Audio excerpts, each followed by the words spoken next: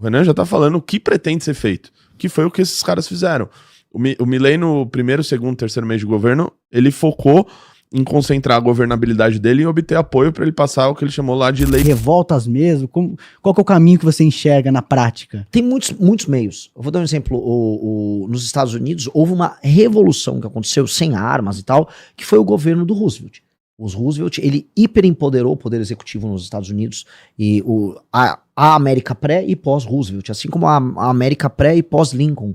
Então, houve grandes homens na história americana sem precisar fazer uma revolução que alteraram muito a dinâmica do Estado. E eu acho que isso pode e deve acontecer no Brasil. Eu acho que nós precisamos de uma revolução dessa. É meio que uma revolução gerencial que nós precisamos e uma revolução que altere as dinâmicas de poder no Brasil e o sistema de incentivos. O que a gente montou um partido para resolver essa questão. Então, quando a gente fala, levantando o que vocês colocaram no começo da Helena Landau, o problema brasileiro, é uma crise moral. Sim, a crise moral é reflexo hoje. Por que essa crise moral?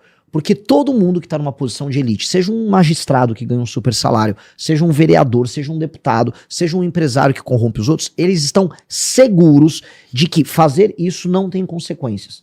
E essa segurança que eles têm se dá por conta de um processo histórico que levou eles a estar seguros que a população não vai se rebelar, que o sistema de justiça ou mesmo o sistema punitivo do Estado não vai pegar eles, que a imprensa em alguma medida será leniente. Então, isso virou cultura. Portanto, há um trabalho muito grande em resolver. Há os problemas. A maior dificuldade pra gente fazer isso, pra mim tá dada, é a dificuldade que a classe média, como nós falamos, é uma aliança topo-base, a classe média tem em tomar consciência do problema.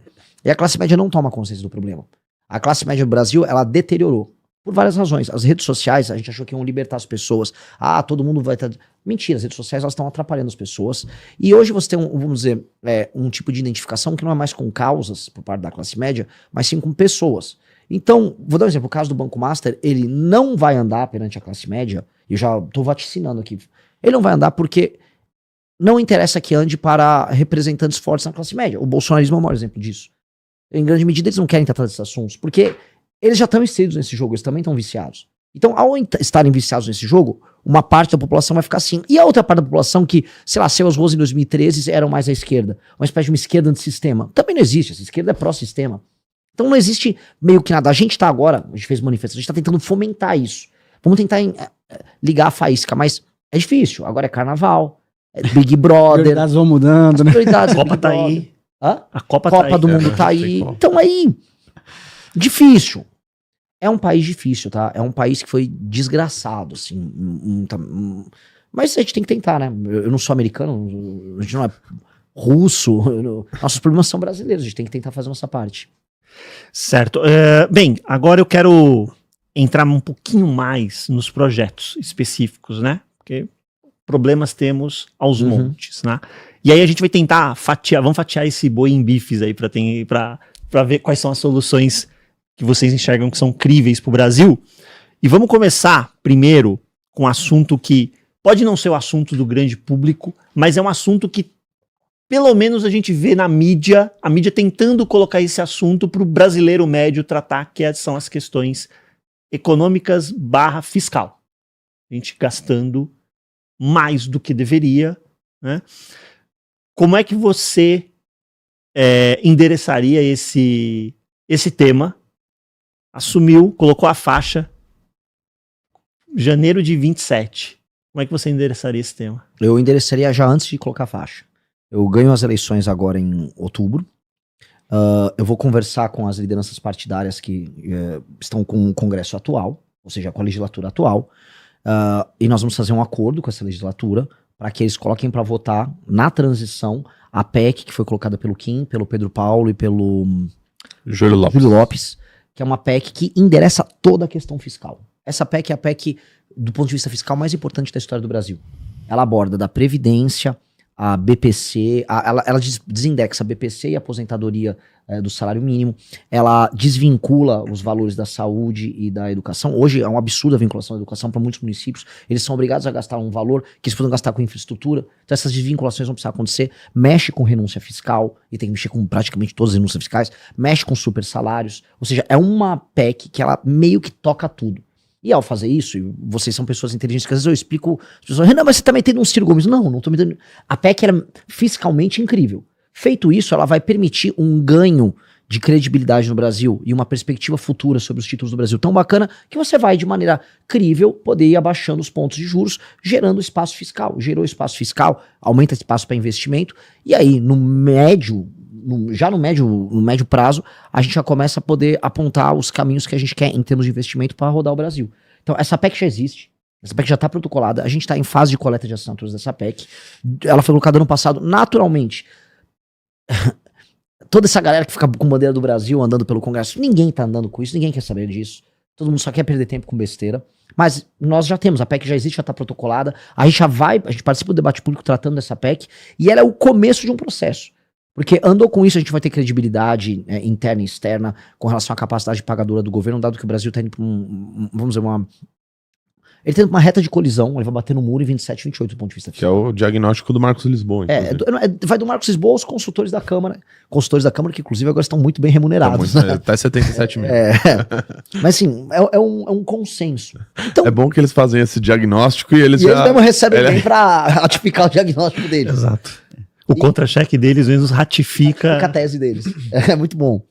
E a PEC tem mais outros detalhes, se quiserem a gente pode entrar, mas ela aborda praticamente tudo o que interessa. Eu alteraria algumas coisas ali na PEC, a gente tem que ter alguns sistemas de incentivo para esse Congresso profundamente corrupto que a gente tem, e um sistema de incentivo acho que a PEC tem que trazer dentro dela alguns gatilhos, como por exemplo, todo ano você vai votar o orçamento, você reduz as despesas obrigatórias, o espaço fiscal que abre um pequeno share vira emenda. Porque aí o Congresso vai ficar o tempo todo com uma cenourinha na frente. Quero emenda. Por quê? Porque os deputados federais, eles são vagabundos, não tenho nenhuma ilusão no Congresso Nacional, e eles querem apenas usar emenda, e a vida deles é emenda. Hoje a função do deputado federal é administrar emenda. É só isso que eles fazem. Salvo algumas exceções. Basicamente são administradores de emenda. As emendas subiram para coisa de 65 bilhões nesse orçamento. Então, já que pensa o seguinte, eles são craqueiros, são usuários de crack, eles moram na Cracolândia, eles já estão com o joelho machucado, eles já estão nesse nível. Se é um craqueiro e eu não gosto deles, eu vou viciar eles mais um pouco no crack pra eles me darem o que eu quero, que é a aprovação de questões orçamentárias que beneficiam o Brasil. No fundo, eu quero usar o vício deles em crack pra eles beneficiarem o Brasil. Entendeu? Porque isso. O lance é o seguinte, quanto mais as emendas vêm aumentando aí nos últimos anos, qual que é a mudança que o Congresso faz quando vem o projeto de orçamento? Manutenção das despesas obrigatórias, quando não criação de novas, e aumento das emendas. Ou seja, não é espaço para você fazer basicamente nada. É um orçamento 100% quase engessado, né? Eu me lembrei aqui, tem uma frase do Warren Buffett, lá atrás perguntaram ali como que ele resolveria um problema de um déficit nos Estados Unidos, ele falou, em 5 minutos eu resolvo. A gente faz uma lei que se o déficit ficar negativo por um determinado tempo, esse cara, ele é inelegível, ele não pode concorrer à reeleição, tá resolvido o problema. Então, uma questão de ajustar esses incentivos na direção correta. E a pergunta que eu te faço, né, é uma PEC que mexe no bolso de muita gente e que você vai depender de apoio de gente que vai sofrer na carne se aprovar. Essa discussão, ela acontece nos meandros de Brasília, as pessoas reconhecem o problema fiscal do Brasil como algo que tem que ser feito, ou melhor, mudando a pergunta aqui de uma forma mais objetiva, como conseguir esse apoio para conseguir? Tem a reforma perfeita e tem a reforma possível, aquela velha história, o que é possível de ser aprovado. Como que tá a sua confiança para esse lado, em termos de aprovação? É por isso que a gente precisa passar na transição. A transição, muito deputado derrotado vai votar, simplesmente porque sim. É por isso que nós precisamos condicionar isso eu não tenho, volto a falar, nenhuma ilusão sobre esses caras. Isso precisa estar condicionado a uma lógica em que eles sabem muito bem que ele vai receber a emenda dele vai ser paga. E ele vai entender que eu só vou pagar a emenda como presidente da República exclusivamente se eles ajudarem a resolver a questão fiscal. E, paralelamente, aí sim, no dia 5, quando eu tomo posse como presidente, eu vou iniciar a nossa campanha contra o crime organizado. Eu vou decretar estado de defesa e vou circunscrever as áreas no Brasil que vão ter atuação com estado de defesa, em que a polícia vai poder entrar na casa das pessoas sem mandado para poder pegar os traficantes que se escondem na casa das pessoas.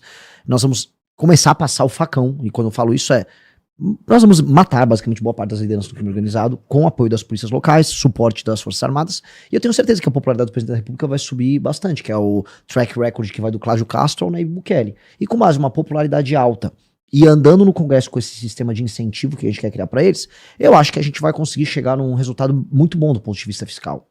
E estando num resultado muito bom do ponto de vista fiscal, aí nós vamos poder avançar com outras agendas que entram naquilo que você tinha feito a citação do Buffett, que é bem interessante, que é alterar os sistemas de incentivo da política brasileira, que no fundo é o sistema de incentivo para que esses caras que estão na elite atuem e trabalhem. Porque hoje o sistema de incentivo da elite política brasileira, que é um dos elementos da elite, é qual? Um presidente de um partido precisa eleger deputados, porque você só ganha o tal fundo partidário, o tal fundo eleitoral, com quanto você eleja deputados. Quanto mais deputados você elege, mais dinheiro você tem.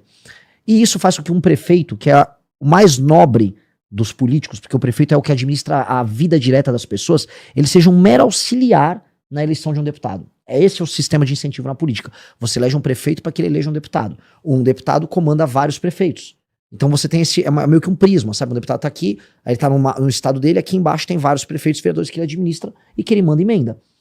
Tem que inverter essa lógica. O fundo partidário e o fundo eleitoral no Brasil tem que ser condicionados a KPIs, ou seja, indicadores de desempenho objetivos estabelecidos pelo IPEA, pelo IBGE, critérios bem objetivos de avaliação que vão de cobertura de esgoto, a IDH, a ranking do SAEB, a atendimentos no sistema público de saúde, que você tem os indicadores óbvios. Você ganha naquele município os pontos conforme você chega nos indicadores, pondera isso pelo tamanho do município e voa lá. Os partidos políticos vão focar em ter quadros técnicos administrando as prefeituras e não elegendo um deputado que é popular e aí ele manda uma emenda para desviar com esse prefeito. Prefeitos que não chegam nos indicadores, eles perdem o direito político por 8 anos e os partidos não podem participar da eleição naquele município por 8 anos. Indicador, e não é que eu tô falando do mais difícil do mundo. A gente tá partindo de uma base tão ruim na administração de prefeitos, que só deles derem uma melhoria, fazer o básico do básico do básico, você já altera demais a dinâmica das cidades. Alterou a dinâmica das cidades, o sistema de incentivo, os partidos políticos vão lutar para melhorar a parte da administração pública e não em ter deputados federais que são populares ou que fazem boas gestões de emenda. Aí você altera a lógica de funcionamento da elite. Porque voltando para o começo da entrevista, a lógica de incentivo que nós temos, ela é pervertida e ela ajuda a tornar uma elite que já não é grande coisa a ser muito ruim. Agora, essa elite não necessariamente precisa ser tão ruim, assim como a população, o povo também não precisa ser tão ruim. Você resolve os sistemas de incentivos, você começa a fazer aquelas pessoas operarem na direção certa. Por isso que nós temos que chegar ao poder e estabelecer sistemas de incentivos novos.